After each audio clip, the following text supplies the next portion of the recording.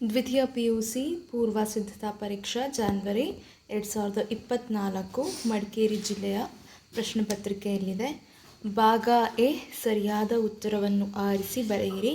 ಪ್ರತಿಯೊಂದಕ್ಕೂ 1 ಅಂಕ.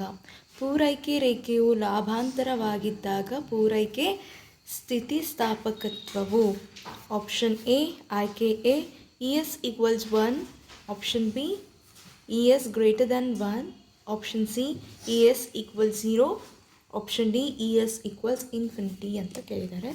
ಇದಕ್ಕೆ ಉತ್ತರ ಬಂದು ಮಕ್ಕಳ ಆಪ್ಷನ್ ಸಿ ES = 0. ಇನ್ನು ಎರಡನೇ ಪ್ರಶ್ನೆ ನೋಡಿ, ಈ ಕೆಳಗಿನ ಯಾವುದು ಸೂಕ್ಷ್ಮ ಅರ್ಥಶಾಸ್ತ್ರದ ಉದಾಹರಣೆಯಾಗಿದೆ? ಆಯ್ಕೆ 1 ರಾಷ್ಟ್ರೀಯ ಆದಾಯ, ಆಪ್ಷನ್ 2 ಅನುಭೋಗಿ ವರ್ತನೆ, ಆಯ್ಕೆ 3 ನಿರುದ್ಯೋಗಿ, ಆಯ್ಕೆ 4 ವಿದೇಶಿ ವ್ಯಾಪಾರ. ಇದಕ್ಕೆ ಉತ್ತರ ಬಂದು ಆಯ್ಕೆ 2 ಅನುಭೋಗಿ ವರ್ತನೆ. ಇನ್ನು ಮೂರನೇ ಪ್ರಶ್ನೆ ನೋಡಿ, ಸರ್ಕಾರವು ಸರಕು ಮತ್ತು ಸೇವೆಯ ಬೆಲೆಗೆ ಕನಿಷ್ಠ ಮಿತಿಯನ್ನು ವಿಧಿಸುವುದನ್ನು ಹೀಗೆನ್ನುತ್ತೇವೆ.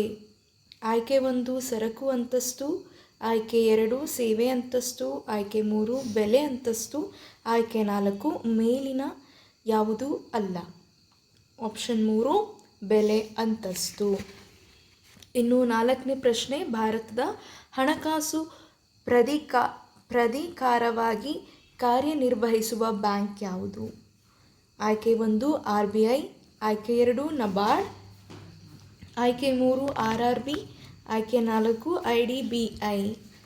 ಇನ್ನು ಐದನೇ ಪ್ರಶ್ನೆ, ಹೆಚ್ಚು ಉದ್ಯೋಗ ಮಟ್ಟದ ಪರಿಸ್ಥಿತಿಯಲ್ಲಿ ಬೇಡಿಕೆಯು ಲಭ್ಯವಿರುವ ಉತ್ಪನ್ನಕ್ಕಿಂತ ಅಧಿಕವಾದಾಗ ಅದು? ಆಯ್ಕೆ 1 ಅತಿ ಪ್ರಸರಣಕ್ಕೆ ಅವಕಾಶ ಮಾಡಿಕೊಡುತ್ತದೆ, ಆಯ್ಕೆ 2 ಅನಪ್ರಸರಣಕ್ಕೆ ಅವಕಾಶ ಮಾಡಿಕೊಡುತ್ತದೆ, ಆಯ್ಕೆ 3 ಸ್ಥಿರೀಕರಣಕ್ಕೆ ಅವಕಾಶ ಮಾಡಿಕೊಡುತ್ತದೆ. ಇನ್ನು ನಾಲ್ಕನೇ ಆಯ್ಕೆ ಬಂದು ಮೇಲಿನ ಯಾವುದೂ ಅಲ್ಲ. ಇದಕ್ಕೆ ಉತ್ತರ ಬಂದು ಆಯ್ಕೆ 1 ಅತಿ ಪ್ರಸರಣಕ್ಕೆ ಅವಕಾಶ ಮಾಡಿಕೊಡುತ್ತದೆ. ಇನ್ನು ಭಾಗ ಎಯಲ್ಲಿ ಎರಡನೇ ಮೇನು, ಆವರಣದಲ್ಲಿರುವ ಸರಿಯಾದ ಉತ್ತರವನ್ನು ಆರಿಸಿ ಖಾಲಿ ಬಿಟ್ಟ ಸ್ಥಳಗಳನ್ನು ಭರ್ತಿ ಮಾಡಿ. ಪ್ರತಿಯೊಂದಕ್ಕೂ 1 ಅಂಕ. ಅನುಭೋಗವಾಗದ ಮಿಶ್ರ ಪರಿಪೂರ್ಣ ಪೈಪೋಟಿ ಪುಕ್ಕಟೆ ಸವಾರರು ಅಂತಿಮ ಮಾರುಕಟ್ಟೆ. ಆರನೇ ಪ್ರಶ್ನೆ, ವಾಸ್ತವವಾಗಿ ಎಲ್ಲ ಆರ್ಥಿಕತೆಗಳು ಡ್ಯಾಶ್ ಆರ್ಥಿಕತೆಗಳಾಗಿವೆ, ಮಿಶ್ರ ಆರ್ಥಿಕತೆಗಳಾಗಿವೆ. ಡ್ಯಾಶ್ ಸರಕುಗಳು ಉತ್ಪಾದನೆಯು ಯಾವುದೇ ಮುಂದಿನ ಹಂತಗಳಲ್ಲಿ ಹಾದು ಹೋಗುವುದಿಲ್ಲ.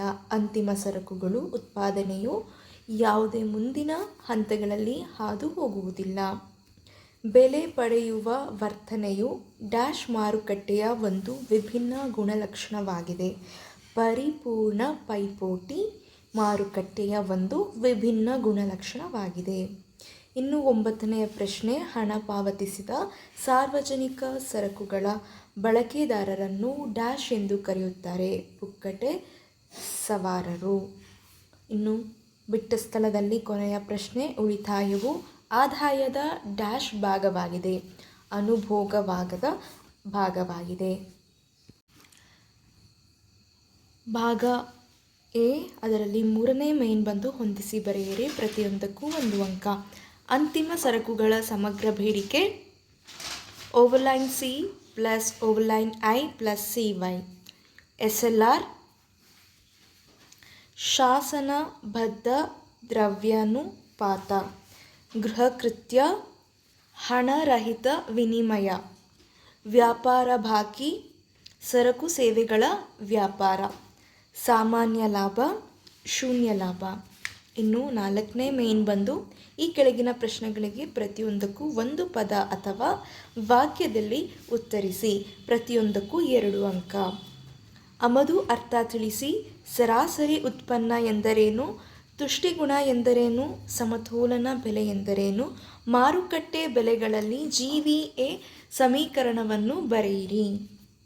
ನೋಡಿ ಮಕ್ಕಳ, ಭಾಗ ಎಯಲ್ಲಿ ನಿಮಗೆ ಯಾವುದೇ ರೀತಿಯ ಆಪ್ಷನ್ಸ್ ಕೊಡೋದಿಲ್ಲ. ಇನ್ನು ಭಾಗ ಬಿಗೆ ಬಂದಾಗ 10 ಪ್ರಶ್ನೆ ಕೊಟ್ಟಿರ್ತಾರೆ. ಅದರಲ್ಲಿ ನೀವು ಯಾವುದಾದ್ರೂ 6 ಪ್ರಶ್ನೆಗಳಿಗೆ ಉತ್ತರಿಸಬೇಕಾಗತ್ತೆ. ಪ್ರತಿಯೊಂದು ಪ್ರಶ್ನೆಗೆ 2 ಅಂಕಗಳಿರುತ್ತೆ. ಪ್ರತಿಯೊಂದು ಪ್ರಶ್ನೆನ ನೀವು 4ರಿಂದ 5 ಸೆಂಟೆನ್ಸಲ್ಲಿ ನೀವು ಆನ್ಸರ್ ಮಾಡಬೇಕಾಗತ್ತೆ. ಅನುಭೋಗಿಯ ವರ್ತನೆಯನ್ನು ವಿವರಿಸುವ 2 ವಿಧಾನಗಳನ್ನು ತಿಳಿಸಿ.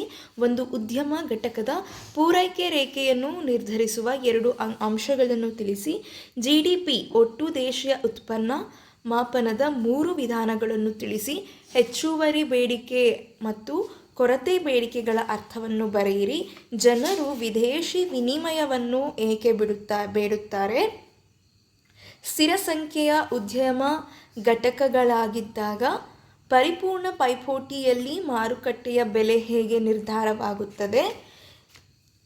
ಮಿಗುತೆ ಮುಂಗಡ ಪತ್ರ ಮತ್ತು ಕೊರತೆ ಮುಂಗಡ ಪತ್ರದ ನಡುವಿನ ವ್ಯತ್ಯಾಸವನ್ನು ತಿಳಿಸಿ. ಅನುಭೋಗಿ ಸರಕುಗಳು ಮತ್ತು ಬಂಡವಾಳ ಸರಕುಗಳ ನಡುವಿನ ವ್ಯತ್ಯಾಸವನ್ನು ತಿಳಿಸಿ. ಸಮತೋಲನ ಬೆಲೆ ಮತ್ತು ಪ್ರಮಾಣವನ್ನು ವ್ಯಾಖ್ಯಾನಿಸಿ. ಕೆಳದರ್ಜೆಯ ಸರಕುಗಳೆಂದರೇನು? ಉದಾಹರಣೆ ಕೊಡಿ. ಭಾಗ ಬಿಯಲ್ಲಿ ನಿಮಗೆ 2 ಅಂಕದ ಪ್ರಶ್ನೆ ಕೇಳಿರೋದ್ರಿಂದ ನೀವು ಅದಕ್ಕೆ ಜಾಸ್ತಿ ಉತ್ತರನ ಬರೆಯುವಂಥ ಅವಶ್ಯಕತೆ ಇಲ್ಲ. 2 ಅಂಕಗಳ ಪ್ರಶ್ನೆಗೆ ಸಂಬಂಧಿಸಿದ ಹಾಗೆ 2 ಅಂಕಗಳಿಗೆ ಬೇಕಾಗಿರುವಂಥ ಉತ್ತರನ ನೀವು ಬರಿಬೇಕಾಗತ್ತೆ. ಇನ್ನು ಭಾಗ ಸಿಗೆ ಬಂದಾಗ ಈ ಕೆಳಗಿನ ಯಾವುದಾದರೂ 5 ಪ್ರಶ್ನೆಗಳಿಗೆ ಪ್ರತಿಯೊಂದಕ್ಕೂ 12 ವಾಕ್ಯಗಳಲ್ಲಿ ಉತ್ತರಿಸಿ.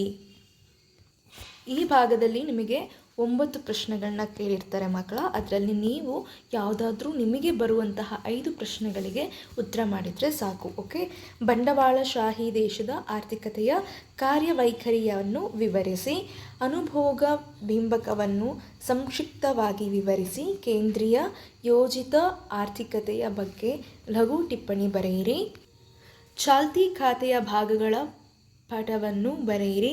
ಬಜೆಟ್ ಗಣವನ್ನು ರೇಖಾಚಿತ್ರದ ಸಹಾಯದಿಂದ ವಿವರಿಸಿ. ಬಾಹ್ಯತೆಗಳನ್ನು ಕುರಿತು ಒಂದು ಟಿಪ್ಪಣಿ ಬರೆಯಿರಿ.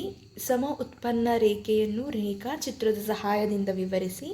ಸಮತೋಲನದ ಮೇಲೆ ಏಕಕಾಲಿಕ ಪಲ್ಲಟಗಳ ಮೇಲೆ ಪರಿಣಾಮವನ್ನು ತೋರಿಸುವ ಕೋಷ್ಟಕವನ್ನು ಬರೆಯಿರಿ. RBIನ ಕಾರ್ಯವನ್ನು ಸಂಕ್ಷಿಪ್ತವಾಗಿ ವಿವರಿಸಿ. ಇನ್ನು ಭಾಗ ಸಿಯಲ್ಲಿ ನೀವು ಮಾಡಬೇಕಾಗಿರುವಂಥ ಕೆಲಸ ಏನು ಅಂತಂದರೆ, ಯಾವುದೇ ಪ್ರಶ್ನೆಗಳನ್ನ ಕೇಳಿ ಅದರದ್ದು ಮೇನ್ ಟಾಪಿಕ್ ಏನಿದೆ ಆ ಟಾಪಿಕ್ಕಿನ ಅರ್ಥನ ಬರೀಬೇಕು. ಅದಾದಮೇಲೆ ನೀವು ಗುಣಲಕ್ಷಣಗಳು ಅಥವಾ ಇನ್ನೇನು ಪ್ರಶ್ನೆ ಕೇಳಿದರೆ ಆ ಪ್ರಶ್ನೆನ ಪಾಯಿಂಟ್ ಮಾಡ್ತಾ ಹೋಗಬೇಕು. ಅದಾದ ನಂತರ ಆ ಪಾಯಿಂಟ್ಸ್ನ ನೀವು ಎಕ್ಸ್ಪ್ಲೈನ್ ಮಾಡ್ತಾ ಹೋಗಬೇಕು ಪಾರ್ಟ್ ಸಿಯಲ್ಲಿ. ಓಕೆ. ಇನ್ನು ಭಾಗ ಡಿ, ಈ ಕೆಳಗಿನ ಯಾವುದಾದರೂ 3 ಪ್ರಶ್ನೆಗಳಿಗೆ ಪ್ರತಿಯೊಂದಕ್ಕೂ 20 ವಾಕ್ಯದಲ್ಲಿ ಉತ್ತರಿಸಿ ಅಂತ ಕೇಳಿದರೆ, ಸೊ ನಿಮಗೆ ಇಲ್ಲಿ 5 ಪ್ರಶ್ನೆಗಳನ್ನ ಕೇಳಿರ್ತಾರೆ ಮಕ್ಕಳ. ಈ 5 ಪ್ರಶ್ನೆಯಲ್ಲಿ ನಿಮಗೆ ಬರುವಂತಹ ಯಾವುದಾದ್ರೂ 3 ಪ್ರಶ್ನೆಗಳನ್ನ ಉತ್ತರ ಮಾಡಬೇಕಾಗತ್ತೆ. ಪ್ರತಿಯೊಂದು ಪ್ರಶ್ನೆಗೂ ನೀವು ಮಿನಿಮಮ್ ಅಂದರೂ 20 ಲೈನ್ಸ್ 20 ವಾಕ್ಯಗಳಲ್ಲಿ ಉತ್ತರಿಸಬೇಕಾಗತ್ತೆ. ಪ್ರತಿಯೊಂದು ಪ್ರಶ್ನೆ 6 ಮಾರ್ಕ್ಸಿಗೆ ಕೇಳಿರ್ತಾರೆ. ಓಕೆ. ಇನ್ನು ಮೀಸಲು ಅಗತ್ಯವು ಹಣದ ಸಾಲದ ನಿರ್ಮಾಣಕ್ಕೆ ಒಂದು ಮಿತಿಯಾಗಿದೆ, ವಿವರಿಸಿ. GDPಯನ್ನು ಲೆಕ್ಕಾಚಾರ ಮಾಡುವ ಎಲ್ಲ ವಿಧಾನಗಳು ಒಂದೇ ಉತ್ತರವನ್ನು ನೀಡುತ್ತೆಂಬುದನ್ನು ತೋರಿಸುವ ಒಂದು ಸಂಖ್ಯಾತ್ಮಕ ಉದಾಹರಣೆಯನ್ನು ವಿವರಿಸಿ. ಮಾರುಕಟ್ಟೆ ಪೂರೈಕೆ ರೇಖೆಯನ್ನು ರೇಖಾಚಿತ್ರದೊಂದಿಗೆ ವಿವರಿಸಿ. ಔದಾಸೀನ್ಯ ವಕ್ರರೇಖೆಯ ಲಕ್ಷಣಗಳನ್ನು ರೇಖಾಚಿತ್ರದೊಂದಿಗೆ ವಿವರಿಸಿ. ಸ್ವೀಕೃತಿಗಳ ವರ್ಗೀಕರಣವನ್ನು ವಿವರಿಸಿ. 5 ಪ್ರಶ್ನೆಯಲ್ಲಿ ನಿಮಗೆ ಬರುವಂತಹ ಯಾವುದಾದ್ರೂ 3 ಪ್ರಶ್ನೆಗಳಿಗೆ ಉತ್ತರ ಮಾಡಬೇಕಾಗತ್ತೆ. ಇನ್ನು ಭಾಗ ಇ, ಇದು ಪ್ರಾಕ್ಟಿಕಲ್ ಓರಿಯೆಂಟೆಡ್ ಪ್ರಶ್ನೆಗಳು ಅಂತ ಏನು ಹೇಳ್ತಾರೆ. ಈ ಕೆಳಗಿನ ಯಾವುದಾದರೂ 2 ಕಾರ್ಯಭಾರ ಮತ್ತು ನಿಯೋಜನ ಆಧಾರಿತ ಪ್ರಶ್ನೆಗಳಿಗೆ ಉತ್ತರಿಸಿ. ಒಬ್ಬ ಅನುಭೋಗಿಯ 2 ಸರಕುಗಳನ್ನು ಅನುಭೋಗಿಸಲು ಬಯಸುತ್ತಾರೆ. ಬಾಳೆಹಣ್ಣಿನ ಬೆಲೆ ₹5 ಮತ್ತು ಮಾವಿನ ಹಣ್ಣಿನ ಬೆಲೆ ₹10 ಆಗಿದ್ದು ಅನುಭೋಗಿಯ ಆದಾಯ ₹40 ಆಗಿದೆ. ಈ ಕೆಳಗಿನವುಗಳಿಗೆ ಉತ್ತರಿಸಿ.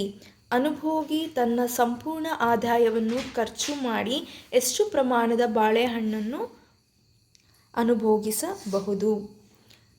ಎರಡನೇ ಪ್ರಶ್ನೆ ನೋಡಿ, ಅನುಭೋಗಿಯು ತನ್ನ ಸಂಪೂರ್ಣ ಆದಾಯವನ್ನು ಖರ್ಚು ಮಾಡಿ ಎಷ್ಟು ಪ್ರಮಾಣದ ಮಾವಿನ ಹಣ್ಣನ್ನು ಅನುಭೋಗಿಸಬಹುದು?